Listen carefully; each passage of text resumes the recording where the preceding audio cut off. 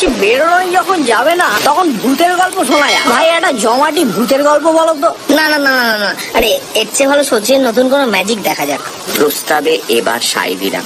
হ্যাঁ সেই ভালো। সচিন শুরু করো। আমাদের দলের মধ্যে সচিন অ্যামেচার ম্যাজিশিয়ান হলেও একে সত্যিই তার বাহাদুরি ছিল। সূর্য রকমের ম্যাজিক এক এক সময় আমাদের দেখিয়ে সে কতদিন তাক লাগিয়ে দিয়েছে। আমার প্রস্তাবে সে বলল, ম্যাজিক যে দেখাবো তার জিনিসপত্র কোথায়? জিনিসপত্র না হলে ম্যাজিক দেখাতে পারবে না। কিসের ম্যাজিশিয়ান তুই? ঠিক আছে, শুধু হাতেই দেখাচ্ছি তাহলে। সকলে উৎসাহিত হয়ে উঠল। এক কাজ কর, ঘরের আলোটা নেবা। একটা মাত্র ক্যান্ডেলের আলো ঘরের মধ্যে অদ্ভুত আলো ছায়া সৃষ্টি করেছে। শিখার একটা ছায়া সেই আধো আলো আধো আধারে দেয়ালের গায়ে কাঁপছে। সমানে পড়ছে বৃষ্টি। চিন্তার আগের আসনেই বসা। কিরে শুরু কর তোর ম্যাজিক, বলল সরোজ। চুপ কর, কথা বলিস না। সবাই চুপচাপ। 1 মিনিট 2 মিনিট করে প্রায় 15 মিনিট কেটে গেল। এই এই কি রে ঘুমলি নাকি? চুপ, দরজাটা খুলে দিয়ে এসেছে দেখ।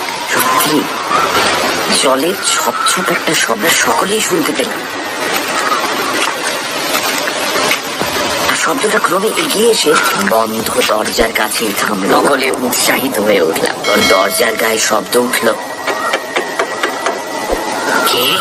আবার শব্দ। আমি উঠে গিয়ে দরজাটা খুললাম। সঙ্গে সঙ্গে একবার বিদ্যুৎ চমকালো। আর সেই ক্ষণিক আলোর দীপ্তিতে দেখলাম কে যেন একজন ঠিক দোরগোড়াতেই নিঃশব্দে দাঁড়িয়ে আছে, অস্পষ্ট একটা ছায়ার মতো। কে? কিন্তু আগন্তুক আমার প্রশ্নের কোনো সাড়া দিল না। এটা জমাট কুয়াশার মতোই পাশ কাটিয়ে ঘরে গিয়ে ঢুকতেই আমি দরজাটা যেমন বন্ধ করে সঙ্গে সঙ্গে দমকা হাওয়ায় ঘরের একটি মাত্র ক্যান্ডেলের আলোটি নিভে গেল। মুহূর্তে ঘন অন্ধকার চারিদিক গ্রাস করলো।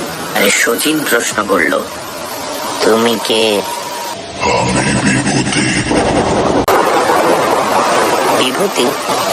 কে বিভূতি? বিভূতি চক্রবর্তী। হাত বাড়িয়ে দেয়ালে আলোর সুইচটা টিপলাম। করে একটা শব্দ হলো মাত্র, কিন্তু এই আলো জ্বলছে না।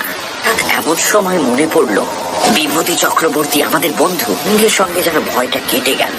উৎসাহ নিয়ে বললাম, বিভূতি তুই? সেই আগের মতো চাপা কণ্ঠস্বর। মনে হলো কষ্ট হচ্ছে তার কথা বলতে। মনে পড়লো ভূতি তো থাকে সেই ভবানীপুরে। প্রায় 10-12 দিন আড্ডায় আমাদের আসে না। প্রচন্ড বর্ষণ মুখর রাতে ভবানীপুর থেকে এসেছে। শনি লাগে। মানে প্রশ্ন করলাম, ঝড় জলের মধ্যে এত রাতে তুই? ব্যাপার কি বিভূতি? আমাকে তুই ডাকছিলি কেন? এই জলের মধ্যে তুই এলি কি করে রে বিভু? জল? হ্যাঁ, বাইরে তো ভীষণ বৃষ্টি। তা হবে কি রে? আর এদিকে জল থই থই করছে। তুই কি আগেই বের হয়েছিলি? না তো, সচিন ডাকার সঙ্গে সঙ্গে তো এলাম। এ বাবা, ভিজে গেছিস তো একেবারে? না। বলে কি বিভূতি? ওর মাথা খারাপ হয়ে গেছে নাকি? হঠাৎ আবার বিভূতি বলে উঠল, আমি যাই ভাই, আমি যাই। যাবি? কোথায় যাবি এই বৃষ্টির মধ্যে? তোর কি মাথা খারাপ হলো নাকি? আমার খুব কষ্ট হচ্ছে। আমি আর ঘরের মধ্যে থাকতে পারছি না। আমি চললাম। বলবার সঙ্গে সঙ্গে দরজাটা যেন খুলে গেল। আর ঠিক সেই মুহূর্তে ঘরের আলোটা দপ করে জ্বলে উঠল। কিন্তু কোথায় বিভূতি? আমরা ঘরের মধ্যে হতভম্বের মতো দাঁড়িয়ে আছি। বিভূতি! বিভূতি! বিভূতি! বৃষ্টি তখন থেমে গেছে। গলির মধ্যে জল অনেকটা কমে এসেছে। যত দূর দৃষ্টি যায় কাউকে দেখতে পেলাম না। কেবল জলের মধ্যে দিয়ে কারো হেঁটে যাবার ছপ ছপ শব্দ কানে ভেসে এলো।